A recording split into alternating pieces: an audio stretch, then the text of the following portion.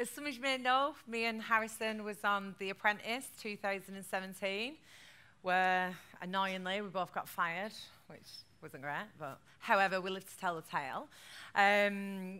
Since then, we both went on to actually secure the investment, which we went on the show for, and we both launched our businesses last year, 2018. Yes, we're going to give you a little bit of insight in some of the things we were doing, very briefly, and kind of where we are now. I initially applied for The Apprentice solely to get investment for my business and to get some exposure for what I was looking to do. I thought I'd come up with quite a good concept in a market that was continuing to grow and will continue to grow, which is very important, and I thought I had quite a strong brand. So I kind of needed investment, awareness, and a business partner like Lord Sugar also would have been pretty ideal, and The Apprentice ticked all those boxes. If I rewind a year or so before that, I was quite busy. I was doing sales in central London. I was doing a bit of property development as well, and alongside that I was training quite a lot. I was going to the gym and running quite often. At that time I was finding it really hard to find somewhere to eat healthy food on the go. In London and where I'm from, it was kind of the usual fast food places and coffee shops, which are great, but when you're eating it every day, it's definitely not ideal. And that's when my initial idea for my business started. I thought it was a bit weird that in 2016 and even now in 2019, if I was to ask you to name 3 household names of fast food outlets or 3 household name in coffee shops, you could easily do it. If I was to say, can you name 3 household names in a healthy eating brand that's the same sort of size, weirdly, it's not that easy, especially in a time where it might be enough the whole time. I'm guessing so. Yeah. Fantastic. He's got a big mouth anyway. Right. So that was Michaela. So yeah, great. So yeah, in 2016 and now, yeah, it's hard to name household name healthy food brands. That's better. There we go. It's hard to name household name healthy food brands. I thought it was odd, especially in the times that we're at, where we're fully aware of the benefits of eating well, the benefits of leading a healthy lifestyle, and that's where the initial spark started. That I wanted to create a healthy eating brand that could become a household name. And really, yeah, that's the beauty of business, is that every massive company, every massive idea started with an initial thought, and that was mine in London in 2016. Yes, my reasons for going on The Apprentice was slightly different to Harrison's in that I actually was already running 2 quite successful companies within the construction industry. We was doing well. I've been going for about 8 years, and we was turning over a few million. So we was doing all right. However, I did feel a little bit like my life had got a bit stale. Things were a bit bland. I was just plodding on. So I like to set myself new challenges and goals. And I thought, what greater challenge than going on the most difficult interview process in the United Kingdom. So that's why I started to apply for it. Now, I'm a firm believer in business and just in life. You can't really ever know everything. There's always going to be something new that you can learn from someone. So I like to get out and about and soak up all the information that I can from anyone. And 10 years ago, when I started my first company, a construction magazine, I literally knew nothing at all about business. All I knew is this is my product and I can sell this product to anyone. If you passed me by on the street, you were going to buy an advert off me. I was good at selling. But in addition to that, when running a business, what I didn't know is you need to know employment law. You need to understand accounts. It's a thing. You need to know what HMRC are because you're going to have to pay tax at some point. And I didn't know any of this. So what I used to do every morning, I'd go over the road to the local butchers and get a bacon butty or a sausage barn, whatever it was, not healthy eating. And he'd also give me some business tips. I think he realised at the time, oh, she doesn't know what she's doing, but she's very passionate. So I think he felt a little bit sorry for me. And with my sandwich, he would give me some tips, mainly based around accountancy, because I've started to realise this is going to be important. So he was about 80. He didn't know what Sage was. I certainly didn't know what it was. Xero wasn't a thing then. So we did everything old school. He was like, Michaela, you need to have your receipts file, everything that you're paying out, and you need an invoice file, everything that's going to be coming in. And I had a purchase ledger book, and everything was really old school and extremely long. So I thought to myself, 8 years later, now, if I can take a business going from no pounds to turning over millions of pounds with the aid of my helpful local butcher, then imagine what I can do. Now I've got 8 years business experience, going on to The Apprentice and having a billionaire as a business partner, and all of that lovely investment money as well, which I really needed. So I thought, right, I'm going to go for it, because I knew at that time how important it was going to be for me to have Lord Sugar as a business partner. Yeah, like Michaela, obviously to be around someone like Lord Sugar, who's, like Michaela to be fair as well, started a business from scratch and grown it into what he is now. I think he's worth over 1.4 billion, and he's a Lord, so it's a pretty impressive CV. That's the sort of person I'd like to be around, and like I mentioned earlier, on top of that, the investment and the exposure. There was another reason for me personally why I wanted to go on, and it was to put myself in these situations where I'm out of my comfort zone, situations that aren't normal everyday life. So I think they're the situations that can help you grow as a person and in business. Like, to be completely honest, now is massively out of my comfort zone. This isn't something that comes naturally to me. If I'd said 3 years ago I'd be standing in Bolton in the university next to Michaela, who I have a child with, after going on The Apprentice, talking in front of 100 people, there would have been no chance I'll do it. The reason I'm doing it is because after this I can look back what I did right, what I did wrong, and then I can get better at it. You can only get better if you try. So that's another reason I wanted to go on The Apprentice. I've always watched the iconic boardroom scene and thought, I sat in front of the telly, which is very easy to do. Oh, I can do that. Or can I do that? Could I do better than her? Or could I do better than him? And it was another thing that spurred me on to apply. And I can tell you, in real life, it is 10, 20, 30 times more intense. A little bit of inside information, yet the 30 minutes you see on TV is actually about a 10-hour filming in the boardroom, so it's not as short as you see. It's crazy. Before you even go in the boardroom, you go to a place called the Red Room, and you sit in there for maybe 2, maybe 3 hours in silence. So you're surrounded by all these other people who have got the same mindset, the same drive of wanting to get an investment, but they're all doing it for themselves.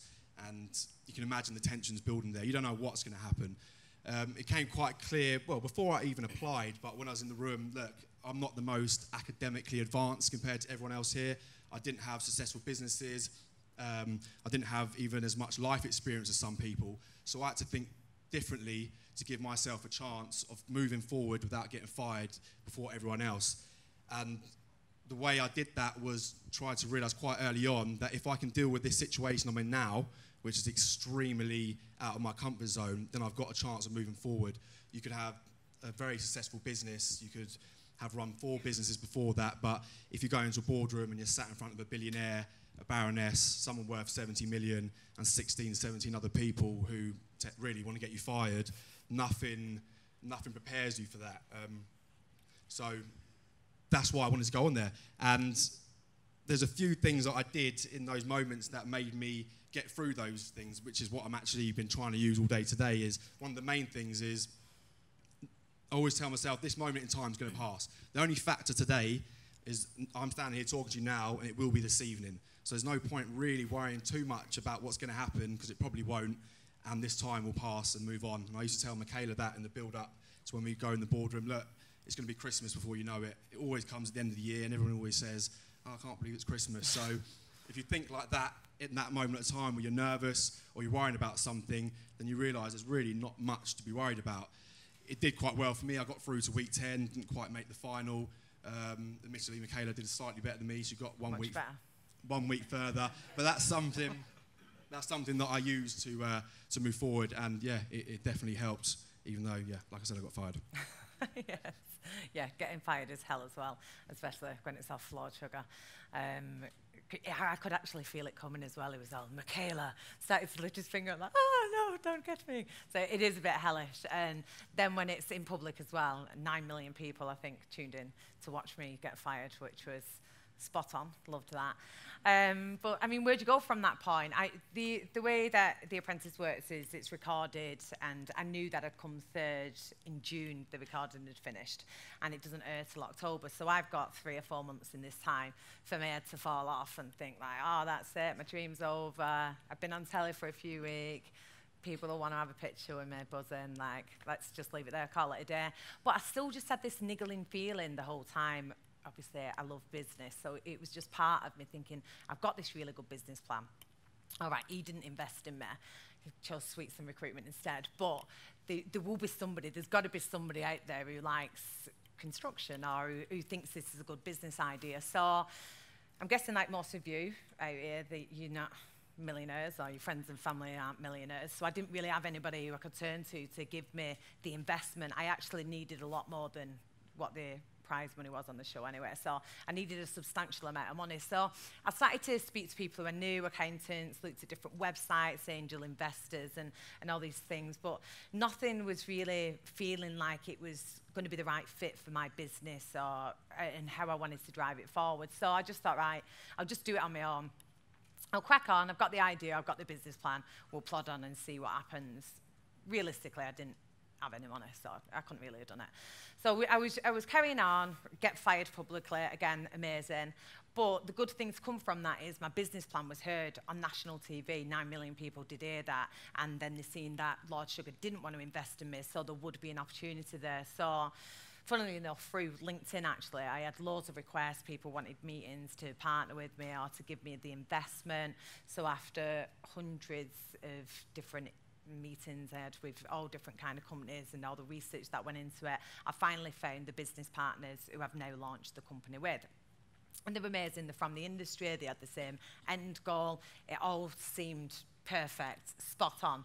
Marketing strategy. We'll launch the business exactly a year after I was on The Apprentice, so the next series is going to air. The press will cover it, what are last year's candidates doing, and we'll get loads of coverage for this new company.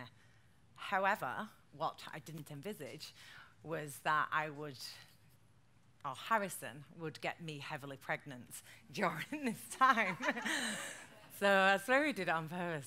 So when it came to me launching my company, I was heavily pregnant, and I mean heavily pregnant. Actually, at my launch party, I was in slow labour, and I gave birth 2 weeks later. So it was difficult, as you can imagine. I have a child at home. I've got a baby basically ready to pop out. I was running 2 companies, and I was launching a business. So I have all sorts of things going on. I'm juggling all kinds of balls at every point of every day. And these things can get overwhelming, whether it's just in your personal life or if it's your career in business. Trying to do everything all at once is difficult. So there's a couple of things that I do on a daily basis and try and repeat to myself to make sure that I am going to stay on track and continue making my companies and my personal life successful. And so the first one would be, I've got to be organised to another level. So all of my staff members share a calendar with me. They know where I am at every minute of every day, even the weekends.